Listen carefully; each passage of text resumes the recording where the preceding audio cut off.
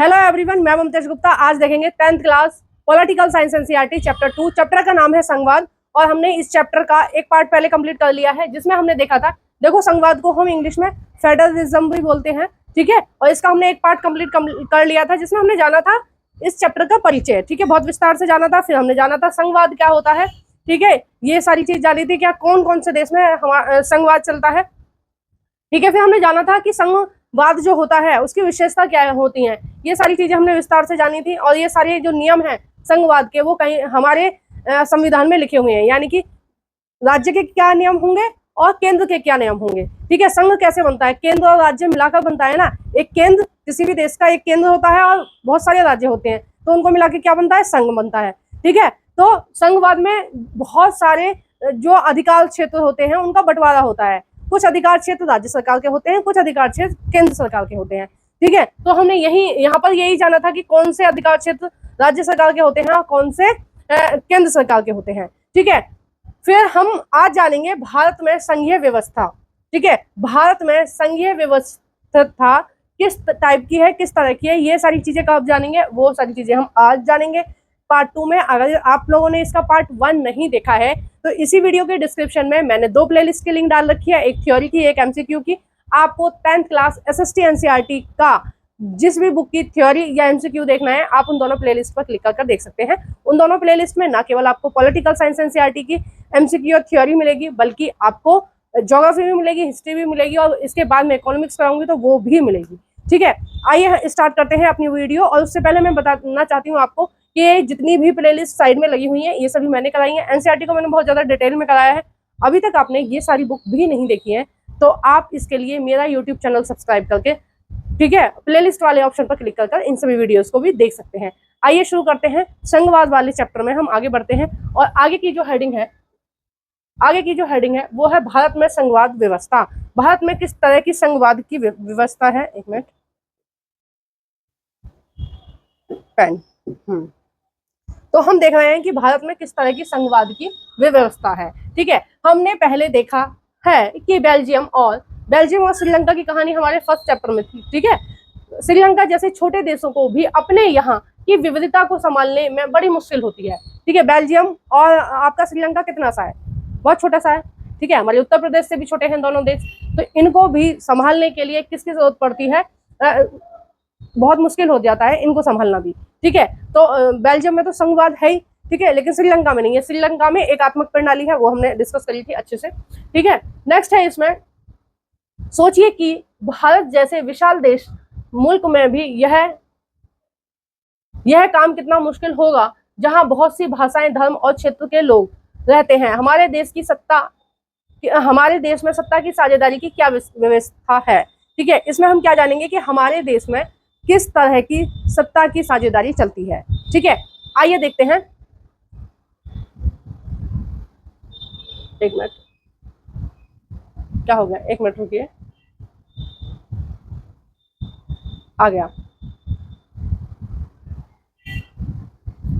आइए संविधान से ही शुरुआत करते हैं, क्योंकि हमने फर्स्ट पार्ट में क्या देखा था कि हमारा जो संविधान है उसमें रूल बने हुए हैं, ठीक है, मतलब उसमें सारे के सारे रूल लिखे हुए हैं कि संघ में किस तरह का बंटवारा होगा। संघ का मतलब है जिस देश में भी संघ होगा उसमें बंटवारा होगा सत्ता का बंटवारे का मतलब है कि केंद्र के अलग अधिकार होंगे, राज्य के अलग अधिकार होंगे, ठीक है। जिन देशों में संघ प्रणाली नहीं चलती है उन देशों में क्या होता है, सारी शक्ति केंद्र के पास होती है, यानी कि वहाँ के प्रधानमंत्री या राष्ट्रपति के हाथ में होती है, ठीक है। वो जो चाहे जैसे चाहे कर सकते हैं। लेकिन जिन देशों में संघ चलता है उसमें क्या होता है, सत्ता का बंटवारा होता है, ठीक है। कुछ अधिकार क्षेत्र केंद्र के पास होते हैं, कुछ अधिकार क्षेत्र राज्य के पास होते हैं। तो हम बात कर रहे हैं इन्हीं अधिकार क्षेत्रों की। तो ये अधिकार क्षेत्र हमें कहाँ मिलेंगे कि किसके क्या अधिकार हैं, ये अधिकार क्षेत्र मिलेंगे हमें संविधान से, ठीक है। अब हम संविधान से शुरुआत करते हैं। एक बहुत ही दुखद और रक्त रंजित विभाजन के बाद भारत देश जो है वो आजाद हुआ। यानी कि ऐसा नहीं है कि फ्री में हमें आजादी मिली। पहले हमने बहुत बड़ी फाइट लड़ी है। किससे लड़ी है, सबसे पहले तो हमने अंग्रेजों से लड़ाई लड़ी है, ठीक है। जब अंग्रेज जाने वाले थे तो फिर हमने जो पाकिस्तान में आज के टाइम में लोग रह रहे हैं उनके साथ लड़ाई लड़ी, ठीक है। पाकिस्तान और भारत का जब बंटवारा हुआ तो करोड़ों की संख्या में, लाखों नहीं करोड़ों की संख्या में लोग मारे गए, ठीक है, और बहुत नरसंहार हुआ था। और जब दंगे ज्यादा भड़कने लगे, तब कांग्रेस ने सोचा कि ठीक है भाई, इसको आजाद कर दो पाकिस्तान को, वरना तो ये यहाँ बहुत ज्यादा अशांति फैला देंगे। तो बाद में फिर कांग्रेस पहले राजी नहीं थी, ठीक है, पाकिस्तान की मांग कहीं ना कहीं 1940 से ही सुर्खियों में थी, लेकिन कांग्रेस के नेता नहीं मान रहे थे, लेकिन बाद में उनको मानना पड़ा, 47 में उनको मानना पड़ा और पाकिस्तान को अलग कर दिया। ठीक है, तो ऐसे ही आज़ादी नहीं मिली है, बहुत रक्तपात किया है हमने। ठीक है, पहले अंग्रेजों के साथ, अंग्रेजों को भगाने में मेहनत करी और फिर उनको अलग करने में मेहनत करी पाकिस्तान को। ठीक है, नेक्स्ट है आज़ादी के कुछ समय बाद ही अनेक स्वतंत्र रजवाहे भारत में विलीन हो गई। ठीक है, मैंने आपको बताया था पिछले चैप्टर में कि जब हमारा देश आज़ाद हुआ तब हमारे देश में 500 प्लस रियासतें थी। ठीक है, मतलब 500 लोग ऐसे थे जो ये कह रहे थे कि हम यहाँ पर अपने हिसाब से शासन करेंगे। ठीक है, 500 का मतलब है कि बड़े बड़े शहर के बराबर लोग जगह लेकर अपना शासन चला रहे थे। ठीक है, 500 लोग। ठीक है, तो बहुत सारे रजवाड़े थे जिनको समझाया गया कि भाई भारत में मिल जाओ, एक साथ मिलकर काम करेंगे। ठीक है, कुछ लोगों को लालच दिया गया कि भाई पेंशन, हम तुमको पेंशन देंगे, जेवीसी पर्स यही है, तुम हमें मिल जाओ। ठीक है, कुछ लोगों को ऐसे मिलाया गया और कुछ लोगों को फिर सरदार वल्लभ भाई पटेल जी ने बलपूर्वक मिलाया, मतलब अपनी सेना लेके चलेगा, उनसे बोला हाँ भाई भारत में मिलना है, नहीं मिलना है तो साइन करो, नहीं मिलना है तो युद्ध करो। ठीक है, तो युद्ध किसी ने नहीं लड़ा, सारे रजवाहे यानी कि 500 की 500 रियासतें मिल गई। बाद में 2-3 रह गई थी, जिसमें एक जम्मू कश्मीर था, बाद में वहां पर पाकिस्तान ने अटैक करा तो वो लोग मिल गए। हैदराबाद के साथ हैदराबाद कैसे भी नहीं माना, तो हैदराबाद को फिर हैदराबाद में सेना लेके गए, सेना से उसको समझाया बुझाया हैदराबाद के लोगों के शासक को, वो समझ गया। ठीक है, गुजरात मिलने के लिए मना कर रहा था, तो गुजरात के लोगों ने बोला कि हम राजा का शासन नहीं मानते, हम भारत सरकार के साथ मिलकर रहेंगे, तो वो वैसे मिल गए। ठीक है, 3-4 ऐसी थी जो मिलने के लिए मना कर रहे थे, उनको ऐसे मिला लिया। ठीक है, तो बहुत सारी रियासतें, राज्य, रजवाड़े भारत में विलीन हो गए। ठीक है, आराम से नहीं हुए थे, बहुत सारे इनको बलपूर्वक मिलाया था, कुछ जो देशभक्त थे, कुछ जो अच्छे थे वो मिल भी गए थे ऐसे ही। नेक्स्ट है भारत संविधान। भारतीय संविधान ने भारत को राज्य का संघ घोषित किया। ठीक है, जब भारत देश आजाद हुआ तो भारत ने क्या बोला कि जो भारत है वो राज्यों का संघ होगा। ठीक है, यानी कि जिन जिन प्रदेशों को मिलाया गया है भारत में, जैसे गुजरात मिलाया गया, उस टाइम पे जूनागढ़ बोलते थे उसको। ठीक है, हैदराबाद मिलाया गया। ठीक है, बाद में वो आंध्र प्रदेश राज्य के नाम से जाना गया, है ना। तो जो जो मिलाए गए हैं उनको अलग राज्य के रूप में रखा जाएगा। ठीक है, उनको बहुत सारे अधिकार दिए जाएंगे, ऐसी कोई खास दिक्कत होगी नहीं। ठीक है, ये भारत ने पहले से ही तय कर रखा था और ऐसा बाद में हुआ भी। इसमें संघ शब्द नहीं आया, पर भारतीय संघ का गठन संघीय शासन व्यवस्था के सिद्धांत पर हुआ था। यानी कि संविधान में संघ शब्द का प्रयोग नहीं किया गया है। ठीक है, एग्जाम में आए क्वेश्चन तो आप बताना कि यहाँ पर संविधान में संघ शब्द का प्रयोग नहीं किया गया है, परंतु जो बंटवारा हुआ, ठीक है, जिस तरह से बंटवारा नहीं कहेंगे, हम कहेंगे गठन। ठीक है, जिस तरह से भारत का गठन हुआ वो कौन से सिद्धांत पर आधारित था, वो संघ सिद्धांत पर आधारित था। ठीक है, नेक्स्ट है, आइए हमने ऊपर संघीय व्यवस्था की जिन 7 विशेषताओं का जिक्र किया था, जो हमने फर्स्ट पार्ट में 7 विशेषता पढ़ी थी ना, उनके बारे में बात कर रहे हैं। ठीक है, उन्हें फिर से देख लें। हम देख सकते हैं कि ये सभी बातें भारतीय संविधान के विभिन्न प्रावधानों पर लागू होती हैं। यानी कि जो सारी चीजें ऊपर हमने देखी, ठीक है, फर्स्ट पार्ट में हमने देखी, वो सारी बातें कहीं ना कहीं हमारे भारतीय संविधान में वर्णित हैं। नेक्स्ट है, संविधान ने मौलिक रूप से 2 स्तरीय शासन व्यवस्था का प्रावधान किया है। ठीक है, जब हमारे भारत का गठन हुआ था, ठीक है, कब हुआ था, जब हमारे भारत का गठन हुआ था 1947 से प्रक्रिया शुरू हो गई थी और पूरी तरह से गठन कब हो गया था, 1950 में। ठीक है, संविधान लागू हो गया मतलब गठन कंप्लीट हो गया। ठीक है, जब ही संघ शासित मतलब संघीय सरकार यहाँ पर हो गई थी। अब देखिए, तो उस समय क्या हुआ था, 2 स्तरीय शासन व्यवस्था थी। 2 स्तरीय मतलब एक केंद्र होगा और राज्य होंगे। ठीक है, लेकिन पंचायती राज नहीं था, ये बाद में जोड़ा गया है। ठीक है, पंचायती राज नहीं था, नगर पालिका नहीं थी, नगर निगम नहीं था। ठीक है, गांव के प्रधान नहीं थे, ये सारी चीजें नहीं थी। ये सारी चीजें कब जोड़ी गई हैं, बाद में जोड़ी गई हैं। ठीक है, तो जब हमारा देश आजाद हुआ, जब हमारे देश में जब हमारा देश संघ के रूप में कार्य करना शुरू करा, जब हमारे देश में संविधान लागू हुआ, उस समय क्या था, उस समय 2 स्तरीय शासन व्यवस्था का प्रावधान किया गया था। संघ सरकार, या हम जिसे केंद्र सरकार कहते हैं, ठीक है, संघ सरकार या हम जिसे केंद्र सरकार कहते हैं, और राज्य सरकारें केंद्र सरकार को पूरे भारतीय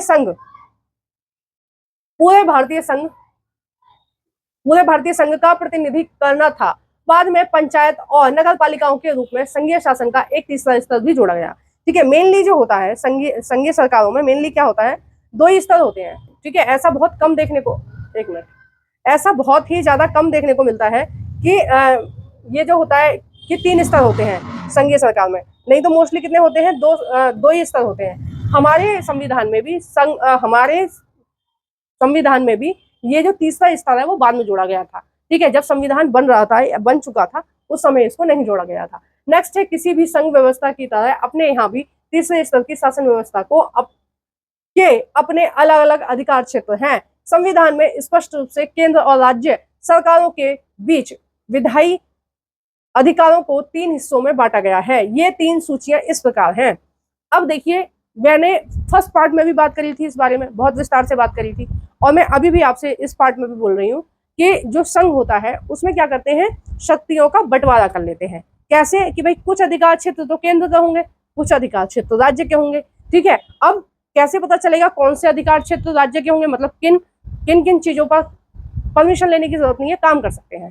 ठीक है, और कौन से अधिकार क्षेत्र केंद्र के होंगे, कौन से राज्य के होंगे, तो कैसे पता चलेगा, उसके लिए हमने क्या किया, संविधान में कुछ प्रावधान किए हुए हैं। ठीक है, अब कौन कौन से प्रावधान किए हुए हैं वो हम देखेंगे यहाँ पर विस्तार से। ठीक है, थोड़ा सा मैंने जूम कर लिया है ताकि आपको अच्छे से दिखाई दे। नेक्स्ट, एक मिनट, ये है।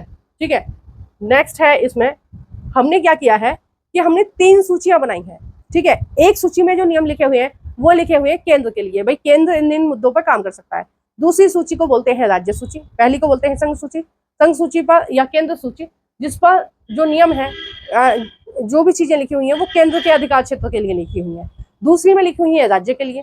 तीसरी है समवर्ती सूची। समवर्ती सूची का मतलब होता है कि उस सूची में उन क्षेत्रों का नाम लिखा हुआ है जहां राज्य सरकार भी काम करेगी, जहां केंद्र सरकार भी काम करेगी, यानी कि दोनों सरकार मिलकर काम करेंगी। ठीक है, अब कौन कौन से अधिकार क्षेत्र हैं एक बार हम देख लेते हैं। संघ सूची में प्रतिरक्षा, यानी कि हमारी जो आर्मी है वो किसके अंडर में आएगी, वो केंद्र सरकार देखेगी। ठीक है, हमारे देश के प्रधानमंत्री देखेंगे, हमारे देश की संसद देखेगी। ठीक है, ये काम किसका है कि वो हमारे देश की सुरक्षा करे। ठीक है, तो ये काम किसका है, ये भारत सरकार का है, यानी कि केंद्र का काम है, तो केंद्र देखेगी प्रतिरक्षा। ठीक है, विदेश मामले माने मैंने आपको पीछे भी बताया था फर्स्ट पार्ट में भी, विदेश मामले का मतलब है कि विदेश से कोई सामान खरीदना है, विदेश को कोई सामान बेचना है, या कोई आदमी हमारे देश में आएगा, ठीक है, उसका वीजा वगैरह जो है वो सारा काम कौन देखता है, भारत सरकार, यानी कि केंद्र सरकार देखती है। केंद्र सरकार से बिना परमिशन लिए कोई भी राज्य कहीं से सामान नहीं खरीद सकता। ठीक है, जैसे बांग्लादेश से पश्चिम बंगाल लगा हुआ है। ठीक है, कुछ गांव की जो बाउंड्री है बिल्कुल ऐसी है कि आराम से एक दूसरे के गांव में जा सकते हैं, इसलिए बांग्लादेशी घुसपैठिया रुक नहीं रहे हैं भारत सरकार पर। ठीक है, कुछ ना कुछ आते ही रहते हैं। तो इसमें क्या हो रहा है कि ये जो काम है ये किसका है, विदेशी मामले जो हैं वो किसके अंडर में आएंगे, वो भारत सरकार यानी कि केंद्र देखेगी। ठीक है, तो अगर कोई व्यक्ति ये चाहे कि जैसे मैंने पश्चिम बंगाल का ही उदाहरण बता रही थी, बीच में मैं भूल गई, कि पश्चिम बंगाल के लोग अगर बांग्लादेश से कोई डील करना चाहें कि भाई तुम हमें सस्ते माल पे कपड़ा दे दो या ये कर दो, ठीक है, या वहां से पटसन खरीदना चाहें, कुछ भी खरीदना चाहें, तो नहीं खरीद सकते। पहले उनको केंद्र की परमिशन लेनी पड़ेगी, यानी कि भारत सरकार की परमिशन लेनी पड़ेगी। ठीक है, अगर राजस्थान वाले पाकिस्तान से कुछ खरीदना चाहें तो नहीं खरीद सकते, गुजरात वाले पाकिस्तान से खरीदना चाहें तो नहीं खरीद सकते, उसके लिए उन्हें भारत सरकार की परमिशन लेनी पड़ेगी, तभी वहाँ माल बेच सकते हैं या खरीद सकते हैं। जबकि आप देखो तो बॉर्डर लगा हुआ है, गाँव एक दूसरे के मिले हुए हैं, एक दूसरे के गाँव दिखते हैं कि भाई नदी के इस पार तो ये वाला गाँव है भारत का, नदी के उस पार पाकिस्तान का गाँव है, लेकिन फिर भी वो व्यापार नहीं कर सकते, आ जा नहीं सकते, उसके लिए उन्हें किसकी परमिशन लेनी पड़ेगी, केंद्र सरकार की परमिशन लेनी पड़ेगी। ठीक है, नेक्स्ट है इसमें बैंकिंग, यानी कि भारत में जितनी भी बैंक है, जितनी भी बैंकिंग व्यवस्था है, उन पर लगाम कौन कसता है, या वो किसके संरक्षण में चल रहे हैं, या उनकी देखरेख कौन कर रहा है, उनकी देखरेख कर रही है भारत सरकार। भारत सरकार ने एक बैंक बना रखा है जिसको बोलते हैं आरबीआई। ठीक है, जिसको क्या बोलते हैं, आरबीआई बोलते हैं, आरबीआई। ठीक है, भारतीय रिजर्व बैंक है ना, भारतीय रिजर्व बैंक सारे जितने भी बैंक हैं भारत में उन सबका संचालन करता है, उन सबका संरक्षण करता है, उन सबकी देखरेख करता है। ठीक है, यानी कि जो राज्य सरकार है वो अपनी मर्जी से बैंकों में कुछ भी हस्तक्षेप नहीं कर सकती। ठीक है, वो नहीं कर सकती कि पैसे जमा करने पर तुम्हें उल्टे इतना % ब्याज मिलेगा, या फिर अगर तुम बैंक से लोन लोगो तो इतना लोन पर आपको इतना % मिलेगा, ये सारी चीजें राज्य सरकार नहीं कर सकती, नहीं हस्तक्षेप कर सकती, क्योंकि ये किसका मामला है, ये है भारत सरकार का, यानी कि केंद्र का मामला है। नेक्स्ट है संचार। संचार का मतलब होता है मीडिया, ठीक है, यानी कि जो एक तरह से जो इंटरनेट वगैरह है, ये सारी जो चीजें हैं, है ना, तो इन पर किसका अधिकार है, संचार पर, या जो परिवहन है, ठीक है, उस पर किसका अधिकार है, उस पर भारत सरकार का अधिकार है, यानी कि केंद्र का अधिकार है। नेक्स्ट है मुद्रा, यानी कि भारत में 5 के सिक्के चलेंगे, 15 के सिक्के चलेंगे, 1000 के नोट चलेंगे, 2000 के नोट चलेंगे या 500 के नोट चलेंगे, ये किसका विषय है, ये केंद्र सरकार का विषय है। अगर कोई भी प्रदेश, ठीक है, चाहे उत्तर प्रदेश है, चाहे कोई भी है, महाराष्ट्र है, चाहे कर्नाटक है, चाहे तमिल है, चाहे पंजाब है, चाहे हरियाणा है, चाहे उत्तर प्रदेश है या उत्तराखंड है, अगर ये लोग अपनी अपनी मनी बनाना चाहें, ठीक है, अपने अपने पैसे छापना चाहें, अगर इनका मन आ रहा है कि भाई हम तो 17 का सिक्का छापेंगे, ठीक है, 17 का सिक्का छापेंगे, 17 का नोट बनाएंगे, तो ये नहीं बना सकते, ठीक है, क्योंकि ये काम किसका है, ये भारत सरकार का, भारत सरकार बनाएगी, ठीक है। भारत सरकार ने हमारे यहाँ पहले 1000 के नोट चलते थे, उनको बंद कर दिया, 2000 के जारी कर दिए, ठीक है, फिर 2000 वालों को बंद कर दिया कि भाई ज्यादा गड़बड़ हो रही है, 2000 के नोट बहुत सारे जाली भी बनाए जा रहे हैं, तो 2000 के नोट भी बंद हो गए। अब केवल 500 का, 200 का, 100 रुपए का, 50 रुपए का, 10 रुपए का और 20 रुपए का नोट चल रहा है। तो कब कौन सी मुद्रा बंद करनी है, कौन सी मुद्रा नई मुद्रा लेके आनी है, किस तरह की छपाई होगी, क्या होगा, किस तरह का डिजाइन होगा, किसका मूल्य कितना निर्धारित किया जाएगा, किस तरह से चीजें होंगी, ये सारा जो विषय है वो सारा केंद्र सरकार का है। राज्य सरकार इसमें कोई भी किसी भी तरह का इंटरफेयर नहीं कर सकती, ठीक है। आइए नेक्स्ट देखते हैं। पूरे देश के लिए इन मामलों में एक तरह की नीति की जरूरत है, इसी कारण इन विषयों को संघ सूची, संघ यानी केंद्र, ठीक है, संघ यानी केंद्र, केंद्र सूची में रखा गया है या संघ सूची में रखा गया है, ठीक है, जिन मामलों को केवल केंद्र देखता है, ठीक है, संघ सूची में डाला गया है। संघ सूची में वर्णित विषयों के बारे में कानून बनाने का अधिकार सिर्फ केंद्र को होता है, ठीक है। संघ सूची पे कौन कानून बनाएगा या संघ के बारे में कौन बड़े फैसले लेगा, केवल केंद्र लेगा, राज्य सरकार नहीं ले सकती। नेक्स्ट है राज्य सूची में पुलिस, ठीक है, एक मिनट इसको साफ कर लेते हैं, अच्छे से समझ में आएगा, थोड़ा सा ऊपर कर लेते हैं।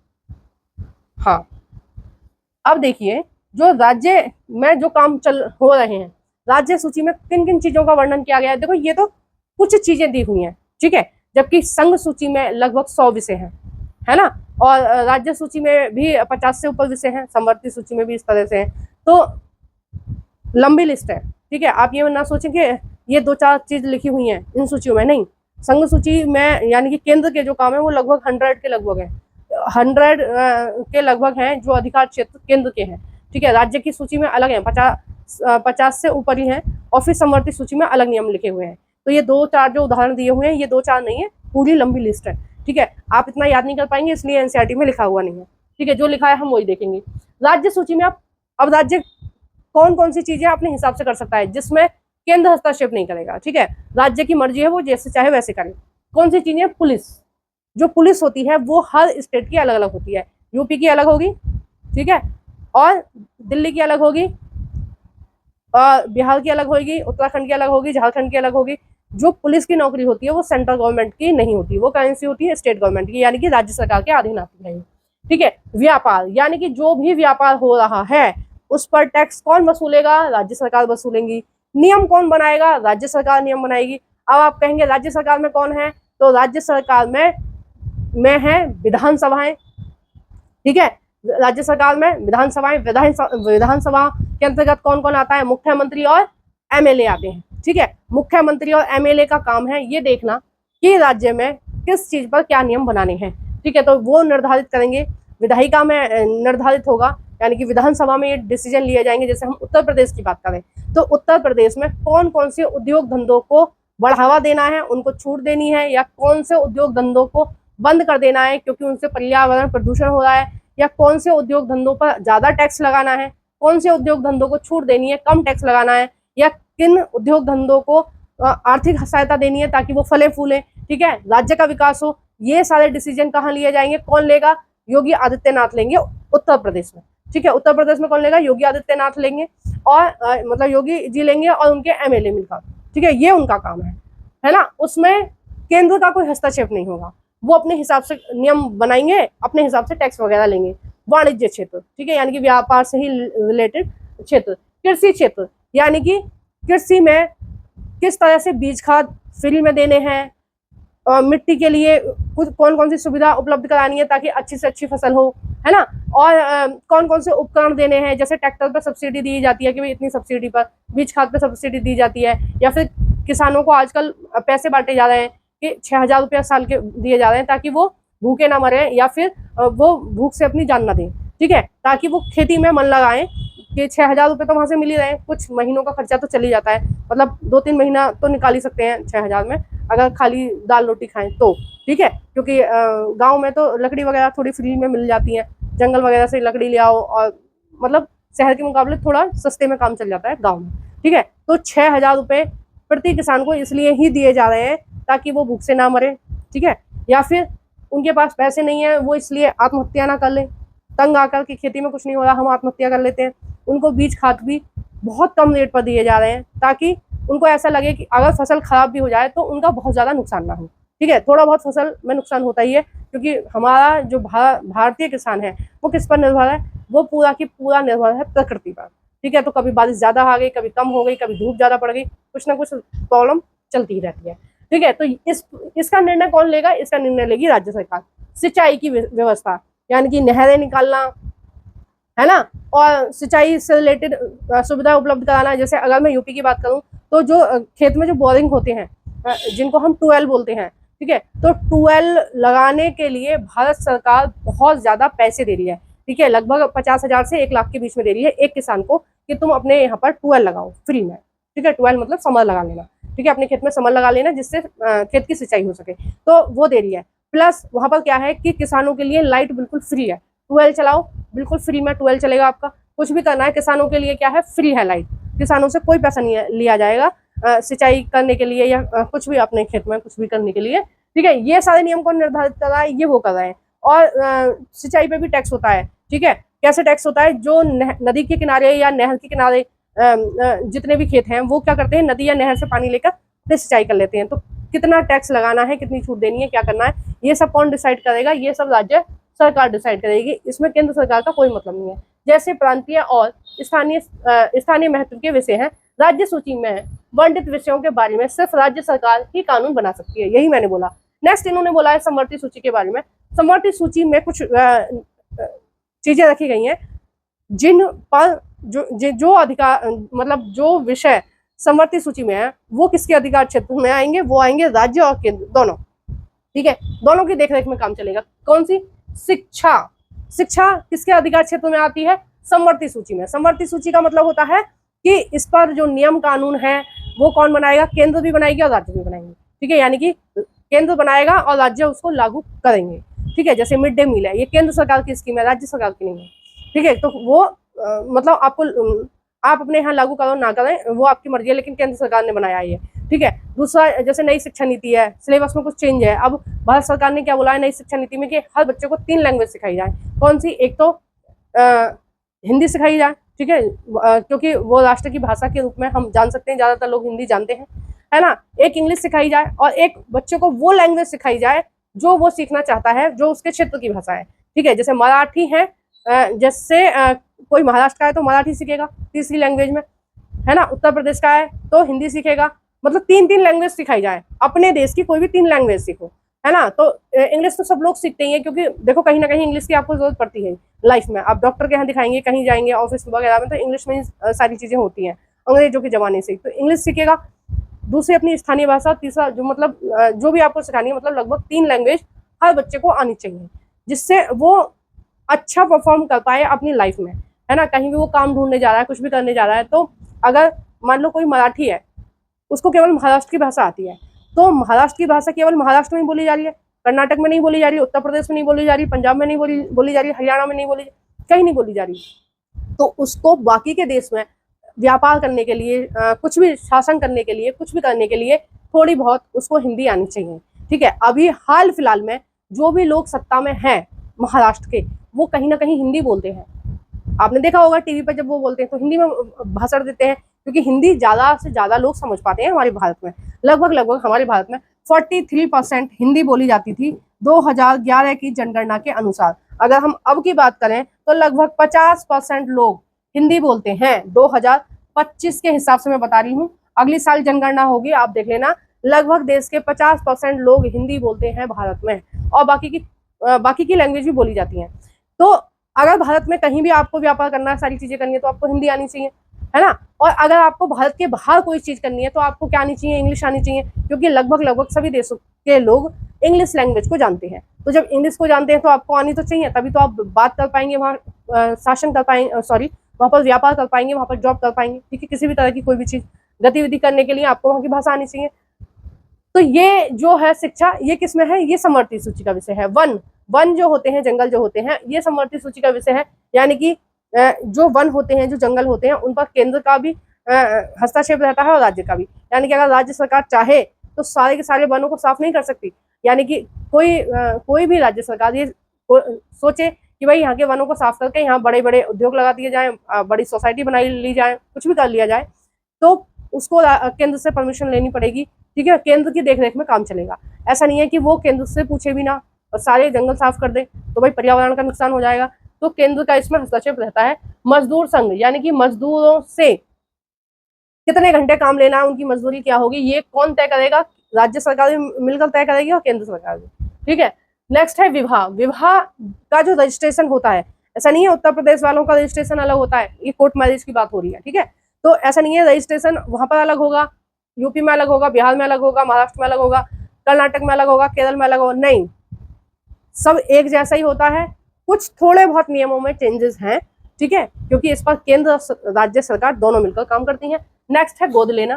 गोद लेना यानी कि बच्चों को जो गोद लिया जाता है ना, जैसे कई परिवारों में क्या होता है, महिलाएं मां नहीं बन पाती हैं, तो गोद लेने वाला जो सिस्टम होता है वो समवर्ती सूची में है। और उत्तराधिकार जैसे, यानी कि जब कोई भी व्यक्ति है, उसके बाद जो प्रॉपर्टी है उसके बच्चों में ट्रांसफर होती है, ठीक है। तो किस तरह से बंटवारा होगा, जैसे पहले जो बंटवारा होता था वो अगर कोई आदमी है वो मर गया तो उसके 2 लड़कों को मिल जाती थी, मतलब जितने भी लड़के हैं उसके लड़कों में बढ़ जाती थी जमीन। बाद में 2005 में एक नियम आया, ठीक है, 2005 में एक नियम आया, हिंदू उत्तराधिकार अधिनियम, ठीक है, 2005 में आया। इसमें बोला गया कि भाई जो विधवा महिला है, ठीक है, बेटों को आप दे रहे हो, विधवा महिला को भी दो, क्योंकि सारी की सारी बेटे मना कर दें कि हम सेवा नहीं कर रहे अपनी माँ की, तो वो कहाँ जाएगी बेचारी, तो उसको भी दो। तो 2005 में ये नियम आया।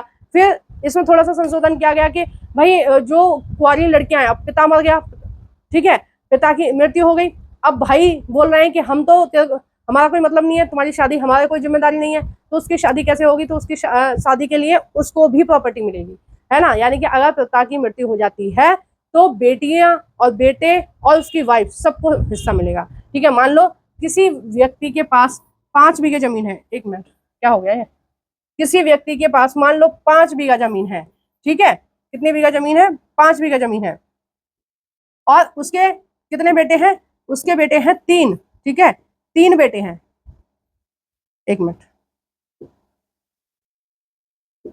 उसके 3 बेटे हैं, ठीक है, एक बेटी है उसके और एक उसकी वाइफ है। अब जब वो मर जाएगा तो ये 5 बीघे जमीन किस किस में बटेगी, तीनों लड़कों को 1-1 बीघा मिलेगी, उसकी एक लड़की है उसको मिलेगी और उसकी वाइफ को मिलेगी, ठीक है, ये नियम है।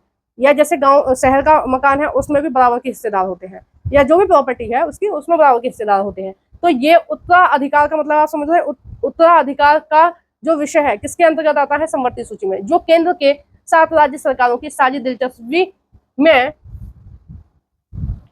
आते हैं। इन विषयों पर कानून बनाने का अधिकार राज्य सरकार और केंद्र सरकार दोनों में ही होता है, लेकिन जब दोनों के कानूनों में टकराव होता है, यानी कि कुछ चीजें ऐसी होती हैं जिस पर नई सहमति बन रही, केंद्र सरकार बोल रही है कि हम तो तुम्हारी बात नहीं मान रहे, राज्य सरकार कह रही है तो हम ही क्यों मानेंगे तुम्हारी, हम भी नहीं मान रहे, ठीक है। किसी बात पे दोनों में लड़ाई हो गई, किसी कानून को लेकर, किसी, अब जैसे भाषा को लेकर लड़ाई हो रही है, ठीक है, जो महाराष्ट्र वाले लोग हैं वो कह रहे हैं कि हम नई शिक्षा नीति लागू नहीं कर रहे अपने यहाँ। क्यों नहीं कर रहे भाई, वो कह रहे हैं कि हम तो मराठी में ही पढ़ेंगे, हमें हिंदी नहीं पढ़नी, या फिर हमें तीसरी लैंग्वेज नहीं पढ़नी, हमें एक ही पढ़नी है, कौन सी, मराठी, बस। वो बोल रहे हैं कि महाराष्ट्र में रहना है तो मराठी का सम्मान करना पड़ेगा। देखो बिल्कुल, ये बिल्कुल सही बात है कि महाराष्ट्र में रहना है तो मराठी का सम्मान करना पड़ेगा, यूपी में रहना है तो हिंदी का सम्मान करना पड़ेगा, बिहार में रहना है तो बिहार की जो भाषा है उसका सम्मान करना पड़ेगा, उत्तराखंड में उत्तराखंड की भाषा का सम्मान करना पड़ेगा, लेकिन साथ साथ आपको दूसरी लैंग्वेज भी आनी चाहिए। ठीक है, आप दूसरी लैंग्वेज को पूरी तरह से नकार नहीं सकते। आप मेरी वीडियो देख रहे हैं और मैं आपसे बोलूं, मैं आपसे पूछ रही हूँ कि क्या केवल आप एक ही लैंग्वेज जानते हो? नहीं, आप कम से कम 2 नहीं तो 3 लैंग्वेज में पढ़ाई करी होगी। आपको एक तो हिंदी आती है जो आपकी स्थानीय भाषा है या जो आपकी मातृभाषा है हिंदी। ठीक है, दूसरी लैंग्वेज आपको आती होगी इंग्लिश, थोड़ी बहुत टूटी फूटी, कुछ ना कुछ थोड़ा बहुत जो इंग्लिश में बोला जाता है वो समझ में आता होगा। ठीक है, तीसरी लैंग्वेज आपने संस्कृत ली होगी, उर्दू ली होगी, बांग्ला ली होगी, बंगाली, जो भी आप जिसमें भी इंटरेस्टेड हैं, पंजाबी जो जिसमें भी इंटरेस्टेड हैं वो ली होगी। ठीक है, तो आपको 3 लैंग्वेज आती है ना, तो उत्तर भारत में पहले से 3 लैंग्वेज पढ़ाई जाती हैं। और ये वाली जो चीज है ये महात्मा गांधी भी बोलते थे, लेकिन मराठी लोग तो मना कर रहे हैं कि हम तो हिंदी नहीं पढ़ेंगे। ठीक है, हम क्यों हिंदी पढ़े? 3 लैंग्वेज हम तो नहीं पढ़ रहे हैं, हम तो बस एक ही लैंग्वेज पढ़ेंगे, मराठी पढ़ेंगे, बाकी हम कोई लैंग्वेज नहीं पढ़ेंगे। तो जब इस तरह के टकराव होते हैं, बहुत सारे मुद्दे होते हैं, जो भी समवर्ती सूची में विषय हैं उन विषयों पर टकराव होते हैं। केंद्र अपने अलग बोल रहा है, राज्य अपने अलग बोल रहा है, तो उन पर क्या होता है, जब ज्यादा टकराव होता है तो इन विषयों पर कानून बनाने का अधिकार राज्य सरकार और केंद्र सरकार दोनों को है। लेकिन जब दोनों के कानूनों में टकराव होता है तो केंद्र सरकार द्वारा बनाए हुए कानून ही मान्य होंगे। यानी कि लड़ाई होगी तो किसकी बात मानी जाएगी? बड़े आदमी की। बड़ा आदमी कौन? केंद्र सरकार। ठीक है, बिल्कुल इसी तरह से घर में आपके मम्मी पापा से लड़ाई हो जाए तो बात किसकी मानी जाएगी? आपकी तो बिल्कुल नहीं मानी जाएगी, या तो मम्मी की मानी जाएगी या तो पापा की मानी जाएगी। ठीक है, और मोस्टली सभी घरों में मम्मी की ही मानी जाती है। ठीक है, हमारे घर में भी यही था कि मम्मी पापा में अगर टकराव हो जाए, मम्मी पापा बच्चों में अगर टकराव हो जाए तो बच्चों की तो कोई बात नहीं सुनेगा। ठीक है, बच्चों की कोई इज्जत होती नहीं घर में। इज्जत किसकी होती है? मम्मी और पापा की। सबसे ज्यादा घर में इज्जत किसकी होती है? मम्मी की। अगर आप हिंदू परिवार से हैं तो मोस्टली मम्मी की ही इज्जत होती है, मतलब मम्मी ने जो बोल दिया वो फाइनल है। मम्मी की बात को ना पापा टालेंगे, और बच्चों का तो कोई मतलब ही नहीं है, वरना लेक्चर तो अलग सुनने को मिलेंगे और पिटाई अलग लगेगी। तो सभी बच्चों को इस बारे में पता है, मम्मी से कोई बहस नहीं करता है। ठीक है, नेक्स्ट है यहाँ तो आप समझ गए, जब भी उन दोनों में लड़ाई होगी, केंद्र में और राज्य सरकार में लड़ाई होगी, तो बात किसकी मानी जाएगी? केंद्र सरकार की बात मानी जाएगी। ठीक है, और लड़ाई ज्यादा बढ़ जाए तो सुप्रीम कोर्ट में मुकदमा दायर हो जाएगा। फिर सुप्रीम कोर्ट देखेगा संविधान के हिसाब से कौन से नियम के आधार पर केंद्र सरकार की बात मानी जाए, कौन से नियम के आधार पर राज्य सरकार की बात मानी जाए। ठीक है, यहाँ एक सवाल यह उठता है कि जो विषय इसमें से किसी सूची में नहीं आते उनका क्या होगा? अब 3 सूची बना दी, इन सूचियों में कुछ नियम लिखे गए हैं। अब कुछ बातें बाद में ऐसी आई कि भाई इन तीनों सूची से भी बाहर है वो। ठीक है, वो जो नियम है, वो जो चीज है वो इन तीनों सूचियों से बाहर है। अब उनको किस सूची में डाला जाएगा? उनका क्या होगा? फिर कंप्यूटर सॉफ्टवेयर जैसे विषय किसके अधिकार क्षेत्र में आएंगे, क्योंकि ये संविधान बनाने के बाद आए हैं। अब देखो, नेट वाली जो नियम थे जब संविधान बन रहा था उसमें तो लिखे हुए है ही नहीं। जैसे क्या होता है, कहीं दंगे वंगे हुए तो नेट बंद हो जाता है, वहां का उस राज्य का उस क्षेत्र का नेट बंद कर देती है सरकार। ठीक है, फोन की सुविधाएं बंद कर देती है ताकि दंगे वंगे ज्यादा ना फैले, है ना, ज्यादा आतंकवाद ना हो, तो ये सारी चीजें बंद कर देती है। अब ये सारी चीजें संविधान की किसी भी सूची में नहीं लिखी हुई है, ना संघ सूची में, ना राज्य में, ना कहीं किसी में। अब इन सब चीजों को कहाँ लिखा जाएगा ये हम आगे देख रहे हैं। हमारे संविधान के अनुसार बाकी बचे विषय केंद्र सरकार के अधीन क्षेत्रों में चले जाते हैं। यानी कि ये जो नई नई चीजें आ रही हैं उन पर कौन नियम बनाएगा? उन पर बनाएंगी केंद्र सरकार। ठीक है, वो किसका अधिकार क्षेत्र में आएंगे? केंद्र सरकार में। और उस सूची को बोलते हैं अवशिष्ट सूची। ठीक है, सूची कितनी है? 4, लेकिन जब संविधान का निर्माण हुआ था जब 3 ही थी। कौन सी? संघ सूची, राज्य सूची, और तीसरी कौन सी थी? समवर्ती सूची। ठीक है, अब कुछ विषय बाद में आए तो उन्होंने क्या किया, एक नई सूची बना ली जिसका नाम है अवशिष्ट सूची। और अब जो नई चीजें निकल कर आ रही हैं उसको उसमें डाल दिया, जैसे सॉफ्टवेयर, नेट, ये सब। ठीक है, हमने ऊपर देखा कि सबको साथ लेकर चलने की नीति बनाकर बनी अधिकतर बड़ी संघीय व्यवस्थाओं में 7 इकाइयों को बराबर अधिकार नहीं मिलते। ठीक है, भारतीय संघ के सारे राज्यों को भी बराबर अधिकार नहीं है। ठीक है, बराबर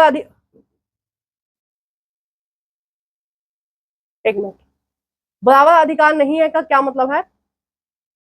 कुछ राज्यों को विशेष दर्जा प्राप्त है, जैसे असम, नागालैंड, अरुणाचल प्रदेश, मिजोरम अपनी विशिष्ट सामाजिक और ऐतिहासिक परिस्थितियों के कारण भारत के संविधान के कुछ प्रावधान अनुच्छेद 371 के तहत विशेष शक्तियों का लाभ उठाते हैं। इनको विशेष शक्ति के अंतर्गत रखा गया है। विशेष शक्ति का मतलब है इनको अनुसूचित क्षेत्र के अंतर्गत रखा गया है। ठीक है, क्योंकि इनकी जो भौगोलिक स्थिति है वो अलग है। ठीक है, डिफरेंट है, क्योंकि यहाँ खड़े पहाड़ है ना, यहाँ की संस्कृति अलग है, यहाँ का कल्चर अलग है, ठीक है। यहाँ पर यहाँ के लोग हिंदू धर्म नहीं मानते, उनका अलग ही धर्म चल रहा है, ठीक है। किस किस की बात कर रही हूँ मैं इन पूर्वोत्तर क्षेत्रों की बात कर रही हूँ, असम, नागालैंड, अरुणाचल प्रदेश, मिजोरम, ठीक है, मैं इनकी बात कर रही हूँ। तो यहाँ के जो जितने भी राज्य हैं उनको क्या है, विशेष राज्य का दर्जा दिया गया है ना। और वो कौन से अनुच्छेद के तहत, 371 के तहत, ठीक है। 370 के तहत किसको रखा गया था, जम्मू कश्मीर को रखा गया था। 2019 में उसको हटा दिया है और उसको केंद्र शासित प्रदेश बना दिया है, ठीक है, ये आपको पता ही होगा। उसका जम्मू कश्मीर को 2 हिस्सों में तोड़ दिया है, एक तो जम्मू कश्मीर हो गया, एक लद्दाख हो गया, ठीक है। और वो दोनों किस में रखे गए हैं, केंद्र शासित प्रदेश में रखे गए हैं, के तहत विशेष शक्तियों का लाभ उठाते हैं, ठीक है। लाभ उठाते हैं मतलब इनको कुछ पैसे दिए जाते हैं, कुछ विशेष सुविधाएं दी जाती हैं, ताकि ये अपनी संस्कृति का संरक्षण कर सके, अपने क्षेत्र का संरक्षण कर सके, अपने क्षेत्र में विकास कर सके, ठीक है। इसलिए ये विशेष शक्तियां स्वदेशी लोगों, उनकी संस्कृति और सरकारी सेवाओं के अधिमान्य रोजगार के भूमि अधिकारों के संरक्षण के संबंध में स्पष्ट रूप से उपयोगी है, ठीक है। जैसे बहुत सारे राज्यों में वन जो है वो सरकार के अधीन आते हैं, ठीक है, उनमें किसकी चलती है, सरकार की। लेकिन यहाँ के काफी सारे वन यहाँ के स्थानीय लोगों को दिए गए हैं। क्यों भाई, इनके लिए नियम अलग क्यों बनाया गया है, क्योंकि ये लोग जो हैं ये पढ़े लिखे नहीं है, ठीक है, इनको ज्यादा कुछ आता नहीं है बाहर काम वाम करना, तो फिर ये इनकी आजीविका कैसे चलेगी। तो आज भी ये लोग पुरानी पद्धति के हिसाब से ही रह रहे हैं। जैसे कोई जगह साफ करी, ठीक है, उस पर वो जो स्थानांतरित कृषि थी या कर्तन दहन कृषि थी, वो जो मैंने आपको बताई थी, या उसको हम शैल वर्ण कृषि भी बोलते हैं, ठीक है। तो ये जो सारी चीजें जो परंपरा चली आ रही है उनके हिसाब से उनका काम चल रहा है, ठीक है, आज भी, है ना। और ये क्या कर रहे हैं कि जो जंगल से कंदमूल या फल वगैरह तोड़ ताड़ के अपना काम चला रहे हैं, मतलब ये ट्रेडिशनल तरीके से रह रहे हैं। कौन लोग, ये इन क्षेत्रों के। तो यहाँ पर बहुत सारे जो वन है वो आरक्षित नहीं किए गए, वो यहाँ के स्थानीय लोगों को लिए ही छोड़ दिए गए हैं। बाकी राज्यों में ऐसा नहीं है। क्यों, क्योंकि यहाँ की स्थिति बाकी राज्यों से अलग है ना। और यहाँ पर प्लेन है ही नहीं, यहाँ पर उद्योग धंधे नहीं लगाए जा सकते, बहुत सारी चीजें हैं जो यहाँ पर नहीं करी जा सकती, जबकि उत्तर प्रदेश में, है ना, और आपके मध्य प्रदेश में बहुत आसानी से की जा सकती है, गुजरात में बहुत आसानी से की जा सकती है, लेकिन यहाँ पर नहीं की जा सकती। तो थोड़ी थोड़ी छूट इनको देनी पड़ेगी ताकि ये भी ग्रो कर पाए, है ना। तो इसलिए इनको अलग अनुच्छेद में रखा गया है, ठीक है। नेक्स्ट है भारतीय संघ की कई इकाइयों को बहुत ही कम अधिकार है। ये वैसे छोटे इलाके जो अपने आकार के चलते स्वतंत्र प्रांत नहीं बन सकते, उन्हें किसी मौजूदा प्रांत में विलीन करना भी संभव नहीं है। यानी कि कुछ राज्य ऐसे हैं जिनको हम अलग राज्य का दर्जा नहीं दे सकते। कौन कौन से हैं, चंडीगढ़ या लक्षद्वीप या देश की राजधानी दिल्ली जैसे इलाके इसी कोटि में आते हैं। देखो, और इन्हें केंद्र शासित प्रदेश कहा जाता है। इन क्षेत्रों को राज्य वाले अधिकार नहीं है।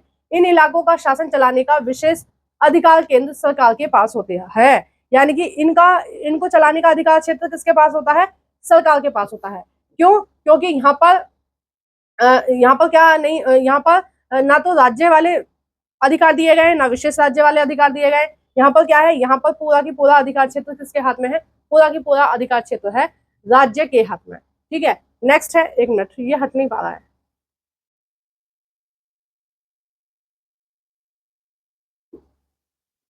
नेक्स्ट है, इसमें दिया गया है और उन्हें केंद्र शासित प्रदेश कहा जाता है। इन क्षेत्रों को राज्य वाले अधिकार में नहीं रखा गया है। इन इलाकों का शासन चलाने का विशेष अधिकार केंद्र सरकार के पास है। केंद्र और राज्य सरकार के बीच सत्ता का बंटवारा, यह बंटवारा हमारे संविधान की बुनियादी बातें हैं। यानी कि ये सारी चीजें कहाँ लिखी हुई हैं, ये सारी चीजें हमारे संविधान में लिखी हुई हैं, ठीक है। अधिकारों के इस बंटवारे में बदलाव करना आसान नहीं है। यानी कि ऐसा नहीं है कि केंद्र सरकार कल को बोल दे कि हम राज्य को कोई अधिकार नहीं दे रहे, हम तो अपने हिसाब से शासन करेंगे, राज्य कौन होता है बीच में बोलने वाला। ऐसा नहीं कर सकते। क्यों नहीं कर सकते, क्योंकि संविधान में ऐसा लिखा हुआ है कि केंद्र का ये काम होगा, राज्य का ये काम होगा, काम सारे बटे हुए हैं। अकेले संसद इस व्यवस्था में बदलाव नहीं कर सकती। यानी कि ये जो काम बटे हुए हैं, राज्य सूची के अलग काम है, केंद्र सूची के अलग काम है, समवर्ती सूची के अलग काम है, अवशिष्ट सूची के अलग काम है। तो इन सारी चीजों में केंद्र अपनी नहीं चला सकता, केवल संसद अपनी नहीं चला सकती, ठीक है। नेक्स्ट है, किसी भी बदलाव को पहले संसद के दोनों सदनों में 2/3 बहुमत से मंजूर किया जाएगा, ठीक है। अगर मान लो कुछ नियम ऐसे हैं भी जिनमें बदलाव करने की जरूरत है, अब उनमें बदलाव होगा कैसे, किन तरीकों से उनमें बदलाव होगा। पहले क्या किया जाएगा कि ऐसे किसी भी बदलाव को पहले संसद के दोनों सदनों में लाया जाएगा। संसद के दोनों सदन कौन कौन से हैं? एक तो हो गया लोकसभा, एक हो गया राज्यसभा। दोनों सदनों में 2/3, ठीक है, यानी कि 2/3% बहुमत से मंजूरी की जाएगी, यानी कि संसद के लगभग 2/3%, यानी कि 66 कुछ परसेंट, है ना, सॉरी 60 से ज्यादा परसेंट के जो लोग हैं वो राजी हों इन नियमों को बदलने के लिए, तो ही इसमें संशोधन हो सकता है। फिर कम से कम आधे राज्य की विधानसभाओं से भी इसको मंजूर करवाना होता है। अगर चेंजेस करने हैं तो कैसे होंगे? पहले तो जो संसद है, ये ध्यान रखना, ये संशोधन की प्रक्रिया है ना। आगे आप संशोधन के बारे में पढ़ेंगे आगे वाले चैप्टरों में, और 11वीं क्लास में भी पढ़ेंगे, तो आपको पता होना चाहिए संशोधन की प्रक्रिया क्या है। क्या है कि अगर ये जो संविधान में नियम लिखे हुए हैं, केंद्र और राज्य के जो काम बटे हुए हैं, अगर इसमें कोई भी संशोधन करना है, नियमों में चेंजेस करने हैं, तो कैसे होंगे? सबसे पहले तो संसद में 2/3 बहुमत से इसको पास कराना होगा, यानी कि संसद में जितने भी लोग बैठे हैं, है ना, उसका लगभग 60%, ठीक है, उसका कितना, लगभग 60% लोग जो हैं वो इन बदलावों को मानने के लिए तैयार हैं, ठीक है। दूसरा क्या है? लगभग आधे राज्य, ठीक है, कितने? लगभग आधे राज्यों की विधानसभा इसे मंजूरी इसको मंजूरी दें, ठीक है। यानी क्या, कितने राज्य हैं हमारे देश में? 28 राज्य हैं। 28 राज्य में से कम से कम 14 विधानसभाएं, यानी कि 14 राज्य तैयार हों कि हाँ भाई ये चेंज कर लो, ठीक है। जैसे शिक्षा है, शिक्षा को समवर्ती सूची में से हटा के केंद्र अपने हाथ में लेना चाहता है कि भाई हम अपने हिसाब से पढ़ाएंगे पूरे देश के बच्चों को, तो उसके लिए क्या करना पड़ेगा? पहले 2/3 बहुमत से कहाँ पास करवाना पड़ेगा? पहले संसद में पास करवाना पड़ेगा, ठीक है। उसके बाद राज्य की विधानसभाओं में भेजा जाएगा ये प्रस्ताव। लगभग 14 राज्य इसके लिए तैयार होने चाहिए, अगर नहीं है तो नहीं कर सकते, ठीक है। तो यानी कि बहुत टफ है इसको चेंज करना। अगर बहुत ईजी होता तो केंद्र सरकार यूं ही बदल लेती, सब कुछ बदल देती, है ना, इसलिए ये टफ बनाया गया है, ठीक है। लगभग 66% होने चाहिए। नेक्स्ट है इसमें संवैधानिक प्रावधानों और कानूनों के क्रियान्वयन की देखरेख में न्यायपालिका महत्वपूर्ण भूमिका निभाती है, ठीक है। ये सारी जो चीजें चल रही हैं उसमें न्यायपालिका का पूरा हस्तक्षेप होता है, मतलब वो देखती है कि ये जो केंद्र सरकार है, ये जो राज्य सरकार है, ये संविधान के हिसाब से चल रही है या नहीं। अगर वो नहीं चल रही है तो फिर उनको बताती है कि भाई तुम्हारा अधिकार क्षेत्र ये नहीं है, क्योंकि संविधान में इस तरह से चीजें हैं। शक्तियों के बंटवारे के संबंध में कोई विवाद होने की हालत में फैसला उच्च न्यायालय और सर्वोच्च न्यायालय में ही होता है, यानी कि राज्य आपस में लड़ रहे हैं, ठीक है, तो या फिर केंद्र राज्य के बीच कुछ चीजें हो रही हैं तो उच्च न्यायालय, और ज्यादातर चीजें सर्वोच्च न्यायालय यानी कि सुप्रीम कोर्ट या SC भी बोलते हैं उसको, ठीक है। सरकार चलाने और अपनी जिम्मेदारियों का निर्वाह करने के लिए जरूरी राजस्व उगाही के संबंध में केंद्र और राज्य सरकारों को कर लगाना और संसाधन जमा करने का अधिकार है, ठीक है। राजस्व का क्या मतलब हुआ? राजस्व यानी कि जो भूमि पर टैक्स लगाया जाता है, ठीक है, जो कृषि वगैरह होते हैं, जो भूमि पर टैक्स लगाया जाता है, वो टैक्स लगाने का अधिकार है और उसको वसूलने का अधिकार है, ठीक है। इसमें यह लिखा है कि सरकार चलाने और अपनी जिम्मेदारियों का निर्वाह करने के लिए जरूरी राजस्व की उगाही के संबंध में केंद्र और राज्य सरकार दोनों को कर लगाने व उन संसाधनों को जुटाने का पूरा अधिकार है, क्योंकि बिना टैक्स के अगर आप सरकार को टैक्स देना बंद कर दें आज से, तो सरकार ठप हो जाएगी, चल ही नहीं पाएगी, क्योंकि सरकार जो खर्चा करती है वो कहाँ से आता है? वो आपके और हमारे टैक्स का ही पैसा है, ठीक है। नेक्स्ट है, ये कुछ एक्टिविटी टाइप लिखी हुई है, आप इसको देख लेना, ठीक है। हम इसको देखते हैं, ये कुछ इंपोर्टेंट है। पोखरण, जहां भारत ने अपने परमाणु परीक्षण किए, ठीक है, राजस्थान में पड़ता है। मान लें कि अगर राजस्थान की सरकार केंद्र सरकार की परमाणु नीतियों की विरोधी होती, तो क्या केंद्र सरकार परमाणु परीक्षण करने से रुक सकती थी? नहीं रुक सकती थी। क्यों नहीं रुक सकती थी? क्योंकि भाई राजस्थान बोल सकता है कि आप हमारे यहाँ परमाणु परीक्षण मत करो, हमारी जमीन को नुकसान होगा, हमारे वातावरण को नुकसान होगा, है ना, लेकिन वो नहीं मना कर सकती। क्यों नहीं कर सकती? क्योंकि रक्षा किसके अधिकार क्षेत्र में आता है? भारत सरकार के अधिकार क्षेत्र में। तो जो परमाणु हथियार बनाए जा रहे हैं तो पूरे देश के लिए बनाए जा रहे हैं, ठीक है। अब कोई हमें तंग करेगा ज्यादा, जैसे पाकिस्तान पिछली बार बोल रहा था कि परमाणु छोड़ देंगे, तो हमारे यहाँ के भी कुछ नेताओं ने बोला कि छोड़ दो, हम भी छोड़ेंगे अपनी तरफ से, हमारे पास भी परमाणु बम है। आपको क्या लग रहा है कि दिल्ली की तरफ आएगा कोई परमाणु बम तो क्या इधर से लाहौर नहीं जाएगा, इधर से पंजाब सिंध में नहीं जाएगा, सारे में जाएगा, ठीक है। तुम एक छोड़ोगे, हम सारे ने छोड़ेंगे एक साथ, 100-150 है हमारे पास, सारे छोड़ देंगे, तो पाकिस्तान खत्म ही हो जाएगा, नक्शे से ही उड़ जाएगा, ठीक है। तो इस तरह की जो चीजें हैं वो उन पर किसका अधिकार क्षेत्र है? केंद्र सरकार का। इसलिए है क्योंकि कोई राज्य मना नहीं कर सकता। ठीक है, बहुत सारे परीक्षण आंध्र प्रदेश में होते हैं, है ना, और वहां पर इस तरह के कुछ टापू हैं, उन पर परीक्षण होते हैं, है ना। जो श्रीहरिकोटा बना हुआ है परीक्षण केंद्र, वो कहाँ बना हुआ है? वो आपके आंध्र प्रदेश या उड़ीसा में बना हुआ है, मुझे एग्जैक्ट याद नहीं आ रहा है। ठीक है, वहां पे बना हुआ है। तो वहां की राज्य सरकार मना नहीं कर सकती कि आप यहाँ पर परीक्षण मत करो, हमारा पर्यावरण प्रदूषण हो रहा है। पर्यावरण प्रदूषण तो होता ही है इस तरह के परीक्षणों में कि इस तरह की चीजें मत करो, वहां के लोग मना नहीं कर सकते। ठीक है, आंध्र प्रदेश में है वो। ठीक है, एक द्वीप है श्री हरिकोटा, जो हमारा शोध केंद्र है, ठीक है, वो वहीं पर है। तो वो लोग मना नहीं कर सकते क्योंकि ये किसके अधिकार क्षेत्र में आता है? केंद्र के में। ठीक है, मान लें कि सिक्किम की सरकार अपने स्कूल में नई पाठ्य पुस्तक लागू करना चाहती है। मान लें कि केंद्र सरकार को पाठ्य पुस्तकों की विषय वस्तु और शैली पसंद नहीं आती।